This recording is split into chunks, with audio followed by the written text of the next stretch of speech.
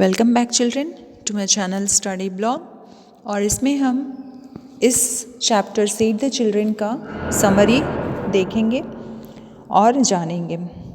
इस चैप्टर में हमने देखा है कि जय नाम का एक कैरेक्टर है, एक लड़का है जो अपनी फैमिली के संग जाता है मुंबई घूमने के लिए, और उस यात्रा के दौरान उसकी मुलाकात होती है एक बच्चे से जिसका नाम शांतु है।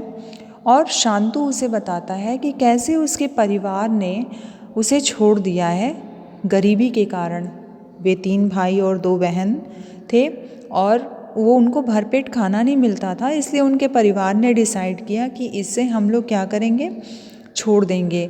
ये एक बहुत ही आसान काम नहीं होता, ये बहुत ही कठिन काम होता है अपने बच्चे को अपने से दूर करना, और फिर कभी भी भविष्य में हम उससे मिल पाएंगे या नहीं मिल पाएंगे इसका कोई ठिकाना नहीं होता। लेकिन फिर भी माँ बाप अपने बच्चों को किस तरह से छोड़ देते हैं गरीबी के कारण, ये हम लोगों ने देखा इस चैप्टर में। ऐसा शांतु बताता है जय को। वो कहता है कि वो ट्रेन में उसके पिता उसे लेकर गए, और जब वो सो गया तब उसके पिता ने उसे छोड़ दिया और वो खुद चले गए। और जब वो सो के उठा तब उसने अपने पिता को वहाँ पाया नहीं, और जब पाया नहीं तब उसने क्या किया, वो बेचारा परेशान हो गया, इधर उधर भटकने लगा। और जब उसने नहीं अपने पिता को वो ढूंढ न सका तब वो वहीं पर बैठ के रोने लगा। दूसरे दिन उसकी मुलाकात होती है उसी की तरह एक बच्चे से जो वो पेपर सोप बेच रहा था। वो बच्चा उसे लेके जाता था अपने और दोस्तों के पास, और उस बच्चे का नाम था ध्रुव उसे लेकर जाता है और बच्चों के पास और दिखाता है कि ये सारे बच्चे हमारी तुम्हारी तरह ही अपने परिवार द्वारा छोड़ दिए गए हैं।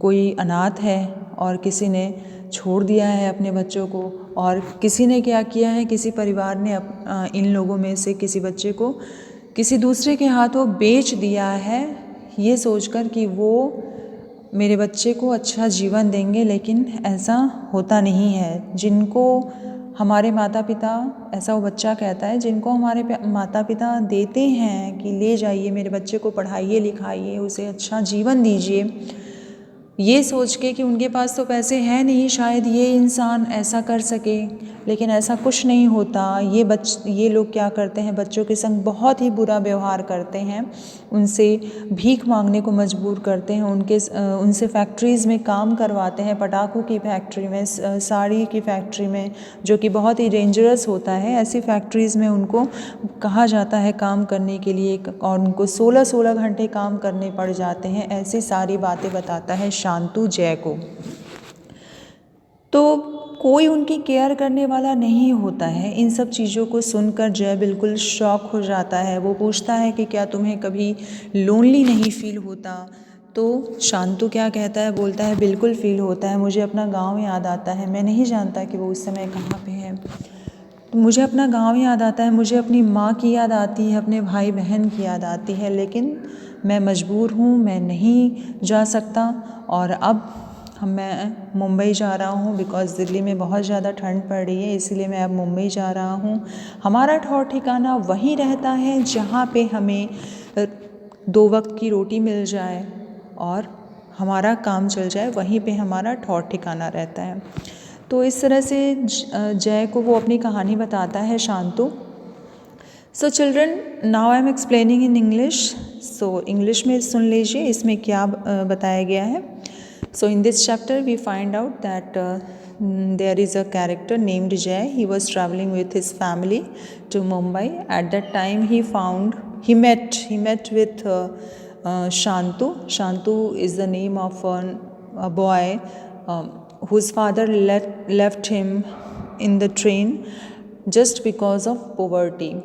Shantu explained Jay how typical his life was, means how typical the life of the orphans कितना मुश्किल होता है अनाथ बच्चों का जीवन। Shantu explained that they have to work in the factories of crackers and saris, and that is very dangerous for them, but what to do, there is no any way to escape, भागने का कोई रास्ता नहीं है। That's why they are bound, they are compel, वो मजबूर हैं to follow the instruction of their owners, अपने मालिक के इंस्ट्रक्शन को फॉलो करने के लिए. So their conditions are really very horrible, बहुत ज़्यादा उनकी कंडीशन भयानक है. So they are working 16 hours, sometimes they are working 16 hours and sometimes they eat the leftover foods. Leftover means होता है जो बचे खुचे खाने, जूठे होते हैं खाने, उनको खाना पड़ता है just to spend, just to live their lives, अपने जीवन को जीने के लिए. So all these things are explained here very beautifully, आप इसे समझ सकते हैं. So children, you will read and understand. Okay, have a nice day. Thank you.